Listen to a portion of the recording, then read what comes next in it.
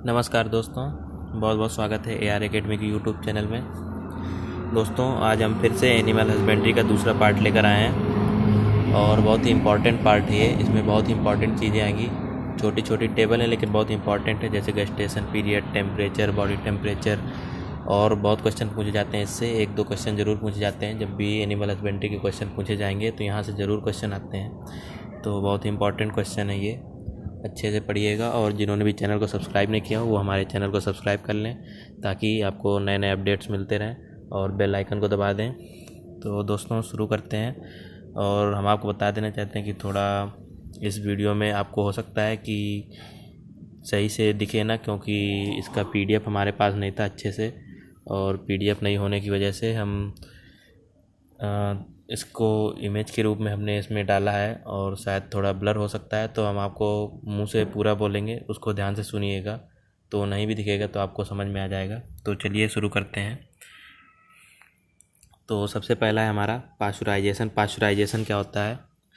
It is done to kill at the pathogenic and most of the non pathogenic bacteria. तो ये एक process होती है जिससे हम क्या करते हैं कि पैथोजेनिक और नॉन पैथोजेनिक जो भी बैक्टीरिया होते हैं उसको मारते हैं। किसमें?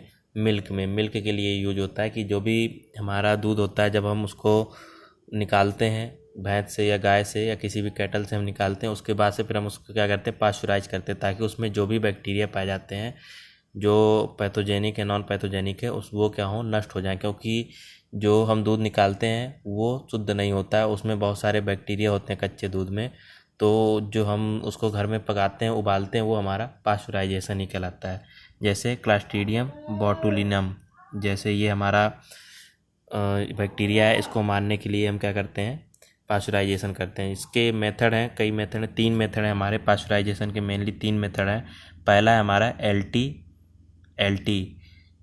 LT का पूरा नाम है लो टेम्परेचर लॉन्ग टाइम। जैसे नाम से ही समझ में आ रहा है कि लो टेम्परेचर रहेगा, टेम्परेचर जो है कम रहेगा, और टाइम ज़्यादा, मतलब कम टेम्परेचर में ज़्यादा टाइम तक उबालना दूध को, वो हमारा कहलाता है लो टेम्परेचर लॉन्ग टाइम। तो इसका जो होता है टेम्परेचर होता है exposing of milk eight 61 to 63 degree Celsius. तो इसमें क्या होता है, 61 से 63 डिग्री सेल्सियस तक टेम्परेचर रखते हैं। कितने मिनट के लिए? 30 मिनट के लिए। मतलब जब हम दूध को निकालते हैं उसके बाद हम उसको 61 से 63 डिग्री सेल्सियस में 30 मिनट के लिए उबालते हैं। तो उसमें क्या होते हैं, जो भी बैक्टीरिया होते हैं वो सब हमारे हानिकारक बैक्टीरिया नष्ट हो जाते हैं। ये हमारी प्रोसेस कराती है low temperature long time pasteurisation. इसमें क्या होता है, टेम्परेचर कम होगा और टाइम ज़्यादा होगा, टाइम का जो ड्यूरेशन है वो ज़्यादा होगा। नेक्स्ट है हमारा HTST में क्या होता है, हाई टेम्परेचर शॉर्ट टाइम। मतलब अगर टेम्परेचर ज़्यादा होगा तो हम उसको कम टाइम के लिए उबालेंगे तो भी हमारे बैक्टीरिया नष्ट हो जाएंगे, तो वो हमारा कहलाता है हाई टेम्परेचर शॉर्ट टाइम। इसका जो टेम्परेचर होता है वो होता है 71 से 76 डिग्री सेल्सियस तक, 71 से 76.6 डिग्री सेल्सियस तक।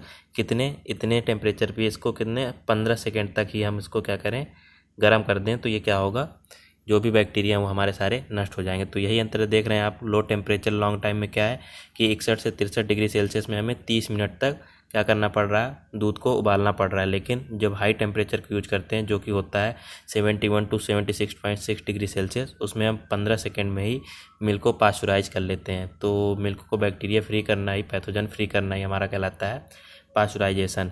अगला है जो वो है ultra high temperature. Ultra high temperature process, इसमें क्या होता है कि और भी ज़्यादा टेम्परेचर होता है, लगभग कितना, 148 डिग्री सेल्सियस। 148 डिग्री सेल्सियस में 1 से 5 सेकेंड, और 149 डिग्री सेल्सियस या फिर 149 डिग्री सेल्सियस में 0.5 सेकेंड के लिए।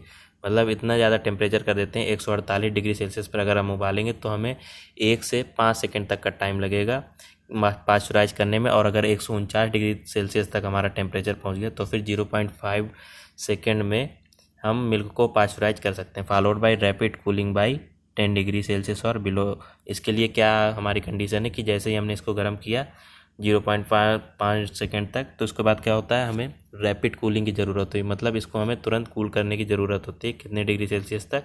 10 डिग्री सेल्सियस पर। मतलब तुरंत हमने 149 डिग्री सेल्सियस पर गए, 0.5 सेकेंड हुए, मतलब आधा सेकेंड हुआ, और उसके बाद तुरंत हमें टेम्परेचर को 10 डिग्री सेल्सियस पर लाना है। ये इसकी कंडीशन होती है। तो ये होता है हमारा पाश्चराइजेशन। पाश्चराइजेशन आप समझ ही गए होंगे, मिल्क को बैक्टीरिया फ्री करना, पैथोजन फ्री करना हमारा पाश्चराइजेशन कहलाता है। जो घर में हम दूध को उबालते हैं वो हमारा पाश्चराइजेशन ही है। उससे क्या होता है कि जो भी हमारे पैथोजन होते हैं वो नष्ट हो जाते हैं। अभी हमारी टेबल्स हैं, बहुत ही इंपॉर्टेंट टेबल्स हैं। तो सबसे पहले क्या है, डिटेल है, फिर है कैटल, कैटल मीन्स चौपाया या जिसे गाय कहते हैं, फिर बफेलो, फिर सीप, फिर गोट, फिर पिग और फिर पोल्ट्री। तो इनके बारे में डिटेल दी हुई है। सबसे पहले ग्रुप, मतलब जो कैटल होता है, कैटल अगर झुंड में होते हैं तो उसको क्या कहते हैं, उसको हम कहते हैं हर्ड।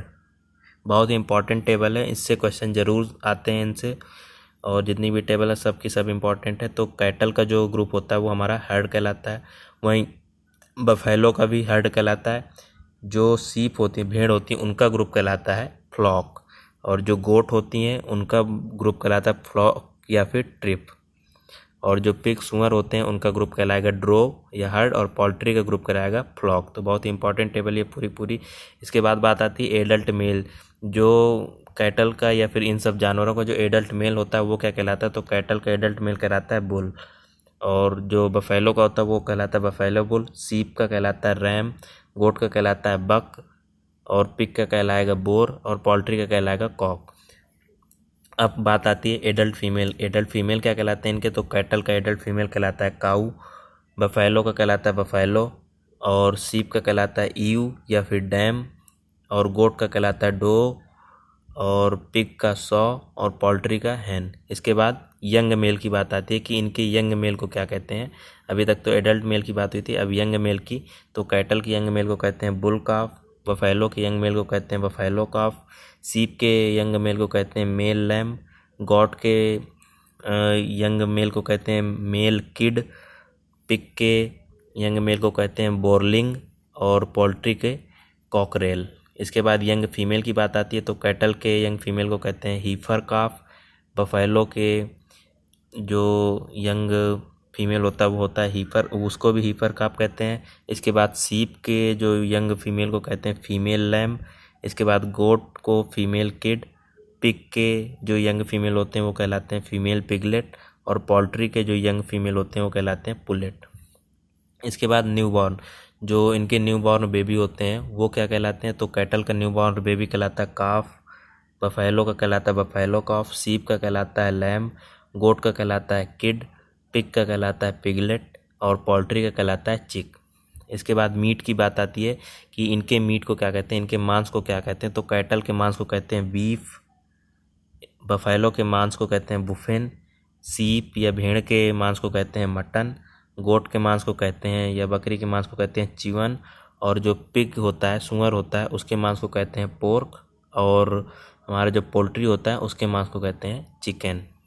इसके बाद कैस्ट्रेटेड मेल, जो कैस्ट्रेटेड मेल होते हैं मीन्स जिनका मेल ऑर्गन निकाल दिया जाता है मेल का, और उनको हम काम के लिए यूज करते हैं, तो वो हमारे कैस्ट्रेटेड मेल कहलाते हैं। तो इन सब के कैस्ट्रेटेड मेल क्या कहलाते हैं, मीन्स इनका जो प्राइमरी यूज होता है वो हमारा रिप्रोडक्शन के अलावा जो काम होते हैं उनके लिए होता है। ये जो मेल होते हैं वो रिप्रोडक्शन के लिए यूज नहीं होते हैं, क्योंकि इनका जो मेल रिप्रोडक्टिव ऑर्गन है वो हमारा हटा दिया जाता है।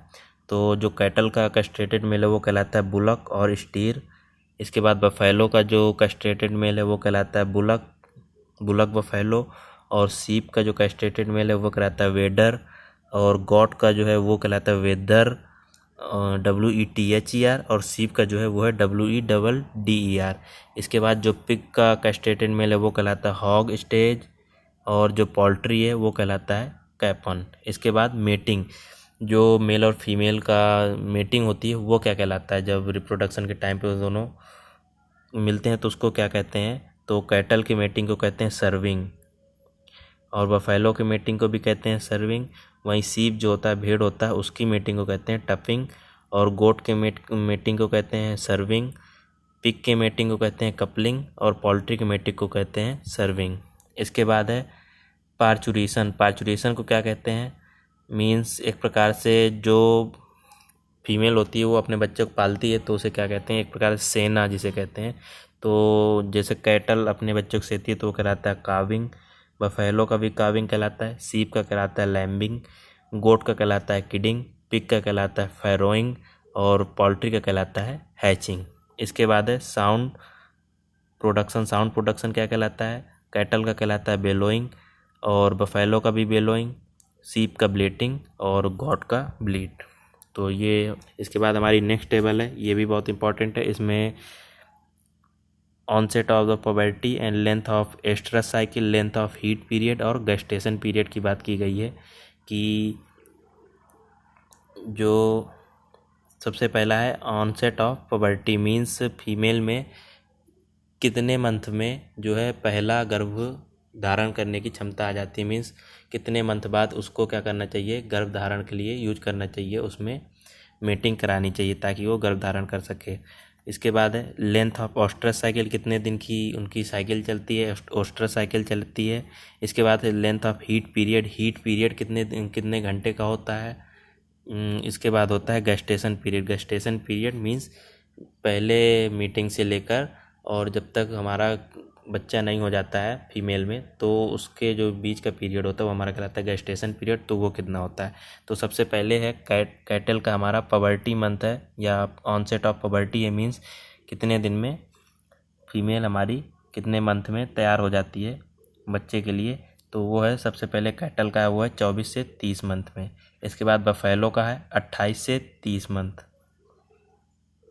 इसके बाद है गोट का 8 से 10 मंथ, मीन्स अगर कैटल और बफेलो की बात करें तो 24 से 30 मंथ का होता है। एक 12 दूनी 24 मीन्स 2 से 2.5 साल के बीच में। कैटल हमारी 2 से 2.5 साल के बाद में हमें क्या करना चाहिए, उसको पहले रिप्रोडक्शन के लिए यूज करना चाहिए। इसके बाद बफेलो को 28 से 30 मंथ में, गोट को 8 से 10 मंथ में, सीप को 9 से 14 मंथ में, सौ या पिग को 8 से 10 मंथ में और कैमल को 36 से 48 मंथ में। ये टेबल आपको ज़्यादा दिख नहीं रही, हम मुँह से इसलिए बोलते जा रहे हैं एक एक चीज़, आप इसको अच्छे से नोट कर लीजिएगा। इसके लिए हम आगे से ध्यान देंगे और कुछ करेंगे। तो चलिए इसके बाद है लेंथ ऑफ एस्ट्रस साइकिल की लेंथ कितनी होती है, मीन्स कितने दिन तक हमारे जो फीमेल होती हैं उनमें एग बने रहते हैं और उस टाइम पर मीटिंग कराना अच्छा होता है, मीन्स कितने दिन में गर्भ धारण हो जाता है, जब पहले मीटिंग से कितने दिन में गर्भ धारण हो जाता है, तो एस्ट्रस साइकिल कहलाता है। तो कैटल का जो एस्ट्रस साइकिल है वो है 21 दिन का, बफेलो का भी 21 दिन का, गोट या बकरी का 20 दिन का, सीप का है 15 से 18 दिन का, मेनली 16 दिन का, और जो सौ या पिग है उसका 21 दिन का, कैमल का है 10 दिन का। इसके बाद है लेंथ ऑफ हीट पीरियड कितने घंटे का होता है इनका, तो कैटल का हीट पीरियड होता है 18 घंटे का, बफेलो का हीट पीरियड होता है 24 घंटे का, गोट का हीट पीरियड होता है 2 से 3 दिन का, सीप का होता है 1 से 3 दिन का, पिग का होता है 1 से 5 दिन का, और जो कैमल है उनका होता है 3 से 5 दिन का। इसके बाद है गेस्टेशन पीरियड, कितने दिन तक प्रेग्नेंट रहती है हमारी फीमेल, तो कैटल की जो फीमेल है वो है 282 दिन, बफेलो की 316 दिन, ये एक एवरेज वैल्यू है। गोट है जो बकरी होती है वो 150 दिन, और जो सीप होती है भेड़ वो 148 दिन, जो पिग होती है वो 114 दिन, और कैमल जो है 391 दिन। चलिए अब है composition of milk % by weight. तो कंपोजिशन ऑफ मिल्क का बताया गया कि किस में कितना मिल्क होता है, मिल्क में कितना वाटर, कितना प्रोटीन और फैट होता है। तो सबसे पहले काऊ, और सबसे पहले वाटर, फिर फैट, फिर प्रोटीन, फिर लैक्टोज। तो काऊ में जो वाटर है वो होता है 86.61%, बफेलो में 82.76%, गोट में 87% और सीप में 79.5%।